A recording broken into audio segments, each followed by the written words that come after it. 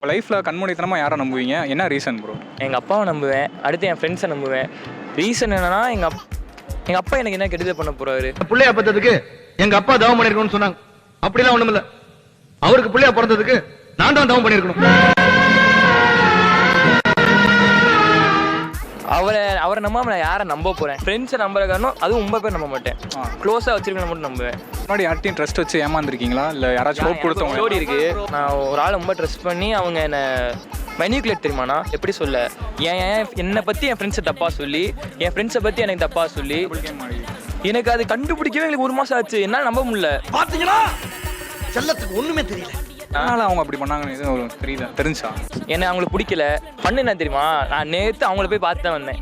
அவங்களுக்கு கஷ்டம்னு போய் நின்று தான் வந்தேன். எவ்வளோ முட்டாளாக இருந்திருக்கேன்னு. இப்போ நான் முட்டாளாக தான் இருக்கேன்.